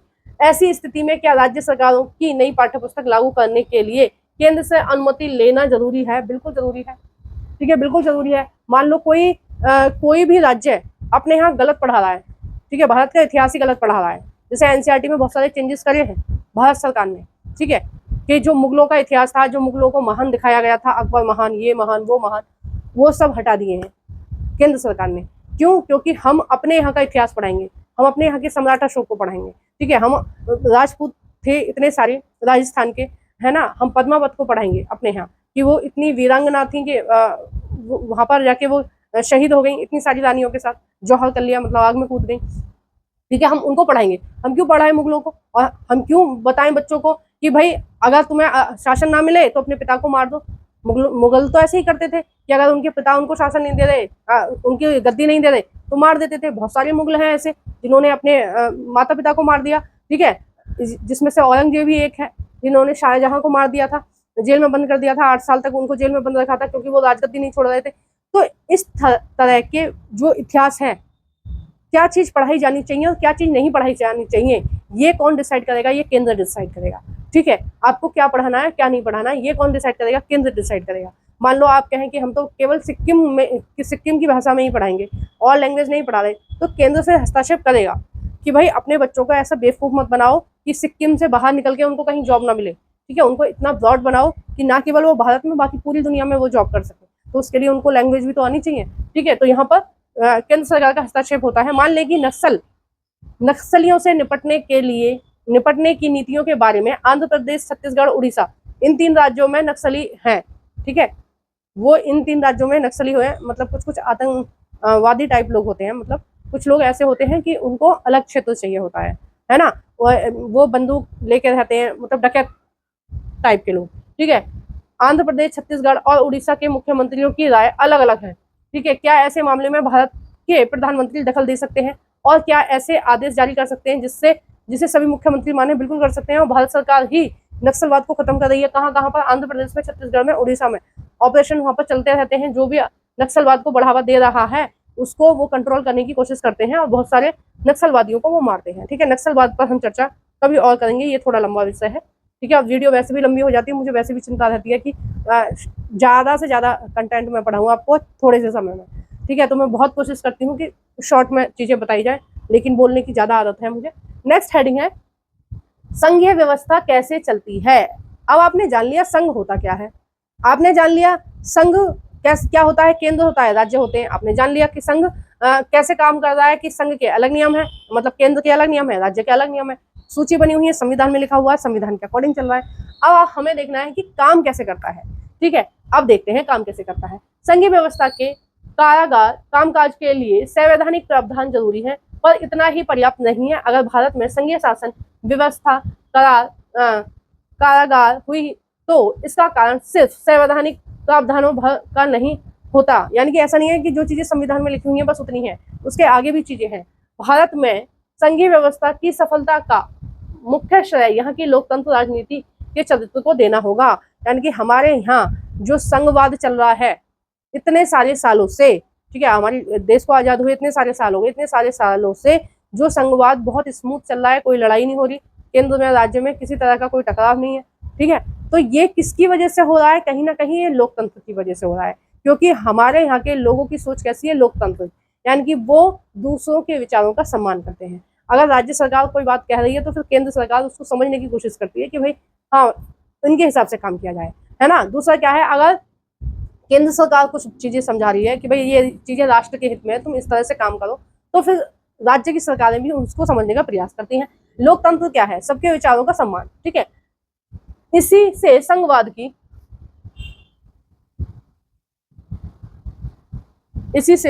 की इस मैप को भी हम देखते हैं। संघवाद की भावना, विविधता का आदर और संघ साथ रहने की इच्छा का हमारे देश में साझा आदर्श के रूप में स्थापित होना सुनिश्चित हुआ है, ठीक है। ये जो लोकतंत्र की सोच है, लोकतंत्र सोच है यानी कि सबके विचारों का सम्मान, सबकी बातें सुन लेना, ठीक है। ऐसा नहीं है कि अपनी ही चला रहा है, केंद्र अपनी चला रहा है कि हम तो भाई अपनी चला रहे हैं, अपने हिसाब से करेंगे, ठीक है। तो दोनों लोग क्या कर रहे हैं, मिलजुल के काम कर रहे हैं। लोकतांत्रिक विचारधारा है यहाँ के लोगों की, यहाँ के शासकों की, ठीक है। नेक्स्ट है इसमें, आइए कुछ प्रमुख बातों पर गौर करें जिनसे ये पता चलता है कि यह काम किस तरह हो पाया है। अब ये काम किस तरह हो पाया है, हम इसके बारे में पता कर रहे हैं। ये काम किस तरह हो पाया है, भाषाई राज्य। देखो पहले हम इस मैप को समझ लेते हैं। इस मैप में क्या दे रखा है, इसमें दे रखा है सन 1947 का भारत, ठीक है। जब हमारा देश आजाद हुआ था तो भारत कैसा था, एक मिनट मैं समझा देती हूँ आपको कैसा था। बड़ा टिपिकल सा आपको ये मैप दिख रहा है और आपको समझ में नहीं आ रहा होगा ये क्या है। देखो राजपूताना है ये, ठीक है।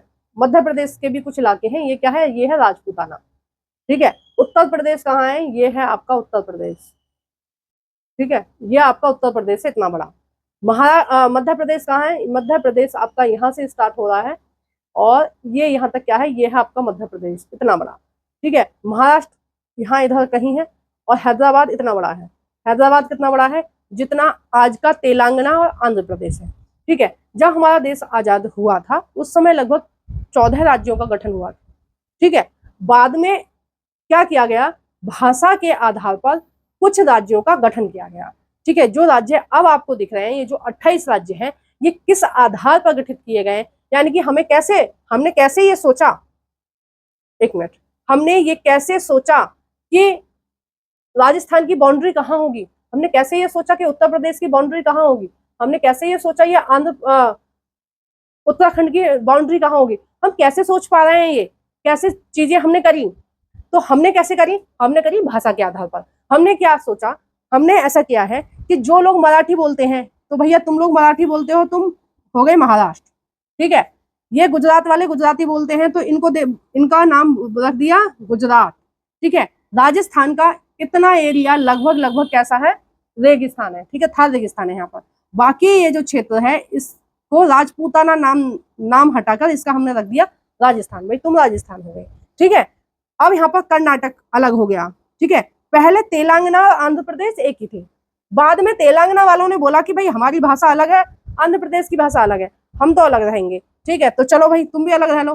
तेलंगाना बाद में अलग हो गया है आंध्र प्रदेश से, ठीक है। आगे आने वाले चैप्टरों में हम जानेंगे कि कौन से सन में कौन सा आपका स्टेट बना है, ठीक है। आने वाले चैप्टर्स में हम जानेंगे। और ये जो उत्तराखंड है ये भी यूपी से टूटकर बना है, यानी कि उत्तराखंड पहले यूपी यहाँ तक था, फिर बाद में क्या किया गया कि भाषा के आधार पर या भौगोलिक विस्तार के आधार पर हमने क्या किया, उत्तराखंड को अलग कर दिया, इसको अलग, ठीक है। बिहार वाले अलग भाषा बोल रहे हैं, उनको अलग दे दिया। छत्तीसगढ़, बिहार में से ही छत्तीसगढ़ काटा गया है बाद में, ठीक है। पहला मध्य प्रदेश और झारखंड काटा गया है, बिहार में से झारखंड काटा गया है, मध्य प्रदेश में से छत्तीसगढ़ काटा गया है। तो 14 के 28 बना दिए, लगभग दुगने राज्य हो गए, ठीक है। तो कुछ ना कुछ काट छांट चली है, और ये काट छांट क्यों चली है, ये बाउंड्रीज कैसे हमने तय करी है, ये हमने सारी की सारी बाउंड्री तय करी है किसके आधार पर, भाषा के आधार पर। तो भारत में जितने भी राज्य बने हैं, हम तमिल की बात करें, केरल की बात करें, जिस भी मर्जी की बात कर लो आप, हरियाणा की बात कर लो आप, पंजाब की बात कर लो, हिमाचल की बात कर लो, ये सारे राज्य कैसे बने हुए हैं, ये सारे राज्य बने हुए हैं भाषा के आधार पर, ठीक है। तो आप समझ पा रहे हैं कि ये कितना बड़ा चेंज है। एक तो ये नक्शा है और ये नक्शा है, इसमें तो आपको कुछ समझ में आएगा नहीं, ठीक है। 14 राज्य थे उस समय और अब कितने हो गए, 28, ठीक है। ये 28 राज्य का नक्शा है। नेक्स्ट हम देख रहे हैं भाषाई राज्य। अब देखो भाषाई राज्य का गठन किस तरह से हुआ। वीडियो थोड़ी सी लंबी हो रही है और थोड़ा सा आप मुझे माफ कर देना, ठीक है, क्योंकि चीजों को समझाने में टाइम लगता है। और आप देख पा रहे हैं कि मैं कोई आपसे हंसी ठिठोली तो कर नहीं रही, लगातार बोल ही रही हूँ, आप तो फिर भी सुन रहे हैं, है ना। अब देखते हैं भाषाई राज्य कैसे बने। भाषा के आधार पर प्रांतों का गठन हमारे देश की लोकतंत्र राजनीति के लिए पहली और एक कठिन परीक्षा थी, ठीक है, कि किस तरह से गठन किया जाए। भारत ने 1947 में लोकतंत्र की राह पर अपनी जीवन यात्रा शुरू करी। 1915 अगस्त 1947 को क्या हुआ था, हमारा देश आजाद हुआ था। उसके बाद हमारा देश बनना शुरू हुआ। उस वक्त से लेकर 2019 तक का अगर आप राजनीतिक मानचित्र देखें तो ये सब भी में आए बदलावों को देख सकते हैं। ठीक है, दो तीन सालों में एक नया राज्य बना है ना। आश्चर्यचकित रह जाएंगे, अनेक पुराने प्रांत गायब हो जाएंगे। अनेक पुराने प्रांत कौन से गायब हो गए, हैदराबाद गायब हो गया। ठीक है, अनेक कौन से प्रांत गायब हो गए, राजपूताना गायब हो गया। राजपूताना को थोड़ा सा काट के मध्य प्रदेश को दे दिया, है ना, थोड़ा सा काट के गुजरात को दे दिया, और थोड़ा सा काट के, मतलब ज्यादा काट के किसको दे दिया, राजस्थान को दे दिया। तो राजपूताना के तीन चार हिस्सों में उसको बांट दिया, राजपूताना को। किसके आधार पर, भाषा के आधार पर। ठीक है, गायब हो गए और कई नए प्रांत बन गए हैं। कई प्रांतों की सीमा, क्षेत्र और नाम बदल गए हैं। जैसे राजस्थान का राजपूताना हो गया है, बुंदेलखंड था, ठीक है, वो मध्य प्रदेश में आ गया है। अब नेक्स्ट है इसमें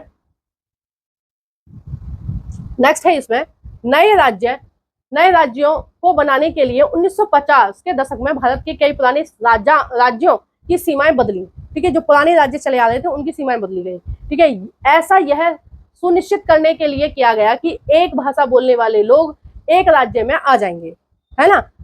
इसके बाद कुछ अन्य राज्यों का गठन हुआ, भाषा के आधार पर नहीं बल्कि संस्कृति के आधार पर, भूगोल के आधार पर, जातीयता के आधार पर हुआ।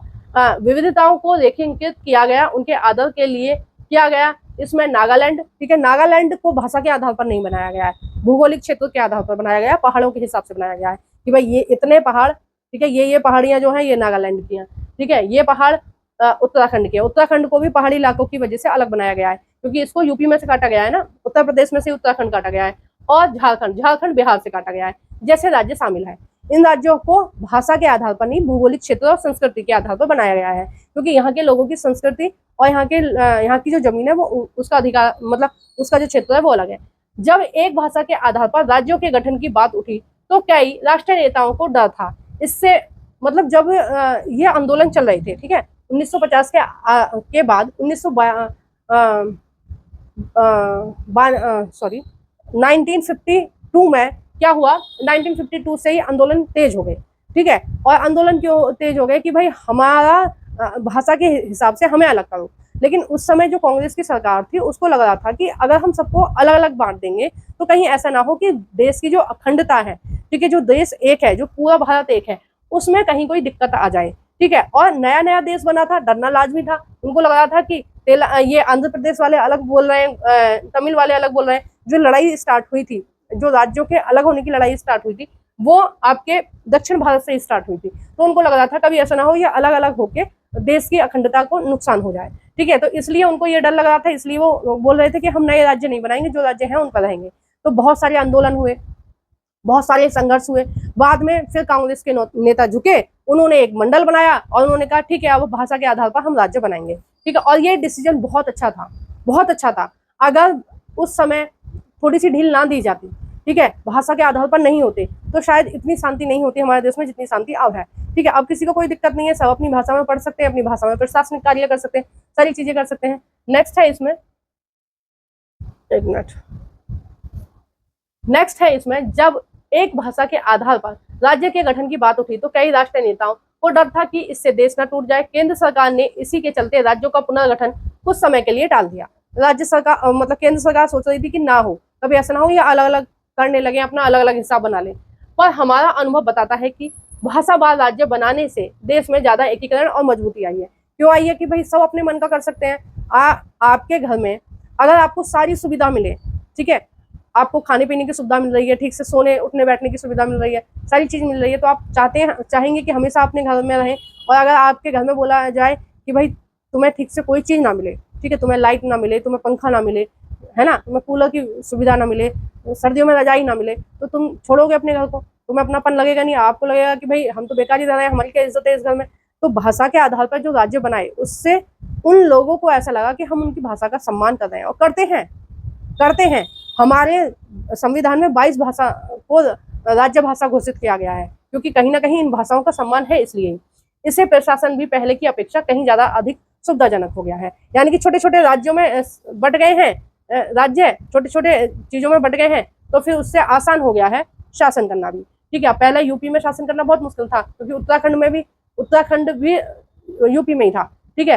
फिर बिहार झारखंड एक थे, ठीक है। अब इतने बड़े पे एक आदमी शासन कर रहा तो थोड़ा मुश्किल था, अब दो हो गए तो आराम से झारखंड का मुख्यमंत्री अलग है, बिहार का अलग है, मध्य प्रदेश का अलग है, छत्तीसगढ़ का अलग है, तो ये इसमें से ही टूटे हैं सारे के सारे, ठीक है। फिर आंध्र प्रदेश में थोड़ी मुश्किल हो रही थी तो तेलंगाना अपना अलग हो गए। तो इस तरह से जो चीजें हुई हैं उससे कहीं ना कहीं फायदा हुआ है, ठीक है। ये कुछ चीजें दी हुई हैं इस साइड में, ये आप पढ़ेंगे, ये मेरा विषय नहीं है। नेक्स्ट है भाषा नीति। भाषा की किस तरह की नीति बनाई गई, ठीक है। देखते हैं, थोड़ा जल्दी देखते हैं, आपको भी देर हो रही है और मुझे भी, ठीक है। शाम के नहीं, रात के 8 बज गए हैं और मेरे बच्चे भूखे होंगे, उनको खाना भी बनाना है मुझे अभी जाके, और खुद भी खाना है। जल्दी देख लेते हैं। भारत के संघीय ढांचे की दूसरी परीक्षा भाषा नीति को लेकर हुई। हमारे संविधान में किसी एक भाषा को राष्ट्रभाषा का दर्जा नहीं दिया गया है। अगर कुछ लोगों को ऐसा लगता है कि हिंदी हमारे देश की राष्ट्रभाषा है तो आप गलत हैं, क्योंकि आपके संविधान में ऐसा नहीं लिखा हुआ है, ठीक है। हिंदी को राज्य भाषा मान लिया गया है, पर सिर्फ 40% लगभग भारतीयों की मातृभाषा ही हिंदी है, ठीक है। लेकिन मैंने गूगल करके देखा था, ठीक है। गूगल को आजकल सब कुछ पता है, AI से पूछा था, जेमिनी से, उसने बताया था कि अगर ये जो जनगणना होने वाली है 2025 में, वो बता रहा था, AI बता रहा था कि अनुमान है कि लगभग 50% लोग भारत में हिंदी बोलते हैं, ठीक है। दोबारा मैंने सर्च करके देखा, मुझे लगा कि शायद ये गलत बोल रहा है, तो दोबारा में उसने 48% बताया था, ठीक है। मैंने ChatGPT से भी पूछा था तो वो ऐसे ही बता रहा था लगभग आंकड़े। तो ये जो 40% है, ठीक है, ये लगभग दे रखा है, और ये पुराने आंकड़ों के हिसाब से दे रखा है 2011 की जनगणना के हिसाब से। 2011 की जनगणना में भी 43% लोग ही हिंदी बोलते हैं, यानी कि ये 40% कम दे रखा है, इसलिए इन्होंने लगभग लगा रखा है। इसलिए अन्य भाषाओं के संरक्षण के लिए अनेक दूसरे उपाय किए गए। संविधान में हिंदी के अलावा अन्य 22 भाषाओं को अनुसूचित भाषा का दर्जा दिया गया है, यानी कि इन 22 भाषाओं को स्कूल में पढ़ाया जाएगा, इन 22 भाषाओं में परीक्षा होगी, इन 22 भाषाओं में जो जिस राज्य की भाषा है वो उस राज्य का व्यक्ति अपनी भाषा में काम कर सकता है, ठीक है। नेक्स्ट है केंद्र सरकार के किसी पद का उम्मीदवार इसमें से किसी भी भाषा में परीक्षा दे सकता है, यानी कि सेंट्रल गवर्नमेंट की जो जॉब होती है वो इतनी सारी भाषा में होती है। अगर आपने सीटेट का एग्जाम दिया है तो वो भी बहुत सारी लैंग्वेज में आता है ना, वो इसलिए आता है। तो आप जिस भाषा को चाहें उसको चुन सकते हैं, बशर्ते उम्मीदवार इसको विकल्प के रूप में चुने, ठीक है। राज्य की भी अपनी भाषाएं हैं, राज्यों का अपना अधिकांश काम अपनी राज्य की भाषा में ही होता है। जैसे हम बात कर रहे थे, महाराष्ट्र में मराठी भाषा में, उत्तर प्रदेश में हिंदी में, ठीक है, गुजरात में गुजराती भाषा में। उनके जो भी ऑफिस हैं उस राज्य के, वो अपने अपने हिसाब से काम करते हैं, ठीक है। श्रीलंका के ठीक उलट हमारे देश ने नेताओं ने हिंदी के उपयोग को बढ़ावा देने के मामले में बहुत सावधानी भरा व्यवहार किया है। यानी कि श्रीलंका में उन्होंने क्या बोला था कि अगर श्रीलंका में रहना है तो सिंगली बोलना पड़ेगा, अगर श्रीलंका में रहना है तो तमिल को कोई संरक्षण नहीं मिलेगा, तमिल में बात नहीं करोगे, तमिल में अपने बच्चों को नहीं पढ़ाओगे, उन पर सिंगली भाषा थोप दी, ठीक है। भारत ने क्या किया कि भाई तुम्हारी जो भाषा है तुम उसमें अपना पढ़ाई लिखाई करो, अपना दफ्तर का काम करो, जो मर्जी है वो करो। नेक्स्ट है इसमें, संविधान के अनुसार सरकारी कामकाज की भाषा के तौर पर अंग्रेजी का प्रयोग 1965 में बंद हो जाना चाहिए था। यानी कि जब हमारा देश आजाद हुआ था तो उन्होंने बोला कि भाई अभी थोड़े दिन थोड़ी दिक्कत है, यानी कि लगभग 15 साल जैसे काम चल रहा है, जैसे अंग्रेज जो दफ्तर छोड़ के गए, जो प्रशासन छोड़ के गए, जो सारा स्ट्रक्चर छोड़ के गए भारत में, तो भारत ने एज इट इज उसको अपना लिया था। जैसे न्याय व्यवस्था सारी इंग्लिश में चल रही थी, सारे दफ्तर इंग्लिश में चल रहे थे, क्योंकि अंग्रेज शासन कर रहे थे ना पहले। डॉक्टर की पढ़ाई, इंजीनियरिंग पढ़ाई सब इंग्लिश में चल रही थी। तो जब संविधान बना तो उन्होंने बोला कि अभी हम 15 साल इंग्लिश को एज इट इज रहने देते हैं, बाद में हम इसको हटा देंगे, बाद में हम हिंदी या जो स्थानीय भाषाएं उनको प्रेफर करेंगे, ठीक है। लेकिन ऐसा हो नहीं पाया। क्यों नहीं हो पाया? क्योंकि हम लोग इंग्लिश पर इंग्लिश सीखते ही रहे, हमने कोशिश ही नहीं करी कि सारी चीज़ों को चेंज करके अपने राज्य की भाषा में करें। पर अनेक गैर हिंदी भाषी प्रदेशों ने मांग की कि अंग्रेजी का प्रयोग जारी रखा जाए, ठीक है। कब करी थी? 1965 में। तमिलनाडु में तो इस मांग ने उग्र रूप ले लिया था। केंद्र सरकार ने हिंदी के साथ साथ अंग्रेजी को राज्य कामकाजी भाषा की अनुमति दे दी, इस विवाद को सुलझाया। यानी कि जो साउथ इंडिया के लोग थे वो लोग हिंदी नहीं जानते, ठीक है। उत्तर भारत के ज्यादातर लोग हिंदी जानते हैं, जैसे उत्तर प्रदेश है, उत्तराखंड है, हिंदी थोड़ी थोड़ी वो समझ लेते हैं, ठीक है। फ्लुएंटली ना बोल पाए तो समझ लेते हैं। जैसे मध्य प्रदेश के लोग हैं, ठीक है, जैसे गुजरात के लोग हैं, तो इन लोगों को बहुत ज़्यादा दिक्कत नहीं थी हिंदी से। दिक्कत किसको थी? साउथ इंडिया को, ठीक है, मराठी लोगों को दिक्कत थी, कन्नड़ लोगों को दिक्कत थी, है ना, तमिल लोगों को दिक्कत थी, तो इन लोगों को दिक्कत थी। तो इन्होंने बोला कि भाई नहीं, हम तो इंग्लिश में करेंगे सारे जो काम काज हैं सारे। तो उन्होंने बोला चलो ठीक है, हिंदी भी रहने दो, इंग्लिश भी रहने दो, कहीं हिंदी चलेगी कहीं इंग्लिश चलेगी, ठीक है। अनेक लोगों का मानना था कि इस समाधान से अंग्रेजी भाषी अभिजात को लाभ पहुंचेगा। मतलब कुछ लोग कह रहे थे कि अंग्रेजी तो हमारे देश में किसी भी राज्य की भाषा नहीं है, तो फिर अंग्रेजी को क्यों संरक्षण दिया जाए। लेकिन शांति का यही एक उपाय था कि भाई अंग्रेजी को मान्यता दे दी जाए। राज्य भाषा के रूप में हिंदी को बढ़ावा देने की भारत सरकार की नीति बनी हुई है, पर बदलाव देने का मतलब यह नहीं है कि केंद्र सरकार उन राज्यों के ऊपर भी हिंदी थोप दे। मतलब यह नहीं है कि केंद्र सरकार उन राज्यों पर भी हिंदी को थोप सकती है जहां लोग कोई और भाषा बोलते हैं, ठीक है। यानी कि ऐसा नहीं है कि केंद्र सरकार का काम है हिंदी का प्रचार प्रसार करना, ठीक है। लेकिन ऐसा नहीं है कि केंद्र सरकार किसी भी राज्य पर हिंदी को थोपे, महाराष्ट्र पर थोपे, या फिर छत्तीसगढ़ पर थोपे, या फिर झारखंड पर थोप दे, या फिर तमिल पर थोप दे, केरल पर थोप दे, ऐसा नहीं कर सकती, ठीक है। यही तो लोकतंत्र की खूबसूरती है, और क्या है। केंद्र सरकार उन राज्यों पर हिंदी को नहीं थोप सकती जहां लोग कोई और दूसरी भाषा बोलते हैं। भारतीय राजनेताओं ने इस मामले में जो लचीला रुख अपनाया है, उसी से हम श्रीलंका जैसी स्थिति पर पहुंचने से बचे हैं। यानी कि हमारे देश में जो लड़ाई दंगे नहीं हो रहे हैं, उसका मेन कारण क्या है?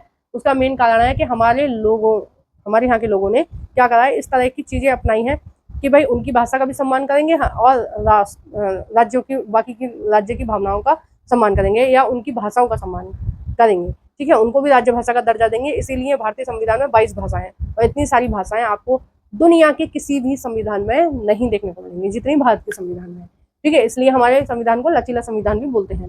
आगे हम देखेंगे केंद्र और राज्य संबंध, ठीक है। आपने ये जान लिया कि केंद्र और राज्य की सूचियां जान ली, फिर आपने जान लिया कि भाषा किस आधार पर बनाई गई है, फिर आपने जान लिया कि भाषा की नीति क्या थी, संविधान में क्या चीजें लिखी हुई हैं।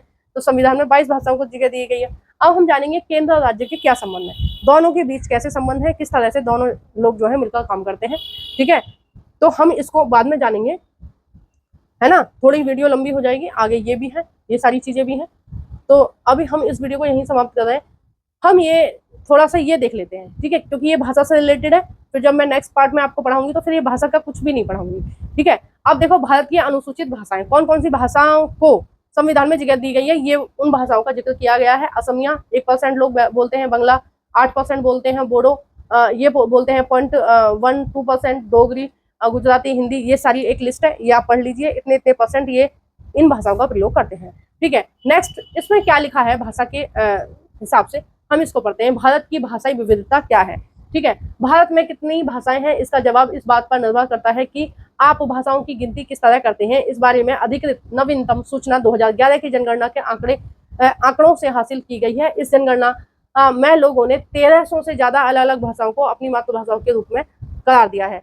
देखो संविधान में तो कुल 22 भाषाएं हैं, आपको 22 ही बहुत ज्यादा लग रही होंगी, लेकिन जब सर्वे हुआ 2011 की जनगणना में तो लगभग 1300 भाषाओं के लिए लोगों ने बोला कि ये उनकी मातृभाषा है, ठीक है, मातृभाषा है। इन भाषाओं को कुछ प्रमुख भाषाओं के साथ समूहबद्ध कर दिया गया है, जैसे भोजपुरी, मगधी, बुंदेली, छत्तीसगढ़, राजस्थानी, और ऐसी ही दूसरी भाषाओं को हिंदी के अंदर जोड़ दिया गया है। यानी कि इन सब भाषाओं को किस में जोड़ दिया गया है? हिंदी में, ठीक है। यानी कि ये लोग क्या है, थोड़ी थोड़ी हिंदी समझते हैं, तो इनको बोल दिया कि चलो भाई तुम हिंदी में आ जाओ, है ना, ताकि संविधान में कम से कम भाषा है ना, 22 भी बहुत ज्यादा है अगर देखा जाए तो। ऐसी सामूहिकता के बाद की जनगणना में 121 जब आपस में जोड़ दिया गया कि भाई मिलती जुलती सी भाषा है, तुम लोग इस भाषा परिवार में आ जाओ, ठीक है। तो उसके बाद 121 प्रमुख भाषाएं निकल कर आई, जिसमें से 22 भाषाओं को भारतीय संविधान की 8वीं अनुसूची, याद रखना ये एग्जाम में पूछा जाता है, इन 22 भाषाओं का जिक्र कहाँ किया गया है? 8वीं अनुसूची के अंतर्गत किया गया है, और इसी कारण इन्हें अनुसूचित भाषा कहा जाता है। किन भाषाओं को? 22 भाषाओं को। कौन सी हैं? ये वाली हैं, याद करना, ठीक है। बाकी को गैर अनुसूचित भाषा कहते हैं, क्योंकि 121 भाषा थी, कुल 22 ली है, ठीक है। तो 99 भाषा भी रह गई हैं भारतीय संविधान के हिसाब से। नेक्स्ट है भाषाओं के हिसाब से भारत दुनिया का संभवतः पहला ज्यादा विविधता वाला देश है। साथ लगी सूचियों को देखने से स्पष्ट हो जाएगा कि कोई भी भाषा बहुसंख्यक भारतीयों की मातृभाषा नहीं है। ठीक है, यानी कि ऐसा नहीं है कि भारत की कोई एक राष्ट्रभाषा है, एक राष्ट्रभाषा नहीं है। सबसे बड़ी भाषा हिंदी में सिर्फ 44% यानी 44% लोगों की भाषा ही मातृभाषा है हिंदी। ठीक है, यानी कि 44% लोग क्या बोलते हैं, हिंदी बोलते हैं। अगर दूसरी और तीसरी भाषा के तौर पर हिंदी को जानने वालों की संख्या जोड़ ली जाए तो 2011 की यह संख्या 50% से भी कम है। यहाँ तक कि अंग्रेजी की बात करें तो सिर्फ 0.02% लोग ही इसे अपनी मातृभाषा मानते हैं। ठीक है, इंग्लिश को बस इतने लोग अपनी मातृभाषा मानते हैं, बाकी जानते बहुत सारे लोग हैं। हम भी थोड़ा बहुत समझ लेते हैं, अगर कोई बोले हमारे सामने तो हम समझ लेते हैं, बोल नहीं पाते हैं। ठीक है, दूसरी और तीसरी भाषा के तौर पर 11% लोग इसे जानते हैं। ठीक है, दूसरी भाषा के हिसाब से 11% लोग जानते हैं। इस सूची को गौर से देखें, इसलिए इसे याद करने की जरूरत नहीं है। ठीक है, आपको याद करने की जरूरत नहीं है, बस गौर से देख लेना। सिर्फ इन कामों को कीजिए, इस सूची के आधार पर ये चार्ट बनाओ, ये सारी चीजें बनाओ, ये एक्टिविटी का काम है। ठीक है, तो ये भाषाएं आपको ध्यान में रखनी चाहिए और आप ध्यान रखना कि कौन से स्टेट की कौन सी भाषा है ना। तो टाइम का थोड़ा सा अभाव है, नहीं तो मैं सारे राज्य भी बता देती, मुझे सारे याद है। ठीक है, भाषा भी मैंने सारी पता कर रखी है। अब जो भी ये आपका रह गया है केंद्र राज्य संबंध, ये हम देखेंगे नेक्स्ट पार्ट में। ठीक है, पार्ट 3 में। और साथ ही हम देखेंगे पार्ट 3 में भारत में विकेंद्रीकरण। ठीक है, भारत में विकेंद्रीकरण यानी कि पूरा की पूरा इसमें पंचायती राज रहेगा। ठीक है, राज्य सरकारों ने किस तरह से स्थानीय सरकारों को अपनी शक्तियां बांट दी है, शक्तियों की साझेदारी कर दी है, ये सब हम पार्ट 3 में देखेंगे। इस वीडियो को हम यहीं समाप्त कर रहे हैं। आपको वीडियो कैसी लगी प्लीज कमेंट बॉक्स में बताइएगा। वीडियो को जरूर से लाइक कर देना। मैं बोल बोल कर मेरा गले में दर्द हो गया है, प्लीज लाइक करके जाना और कमेंट बॉक्स में जरूर बताना कि आपको वीडियो कैसी लगी। और हाँ, अपने फ्रेंडों के साथ इस वीडियो को शेयर करना बिल्कुल मत भूलना। Thank you for watching everyone.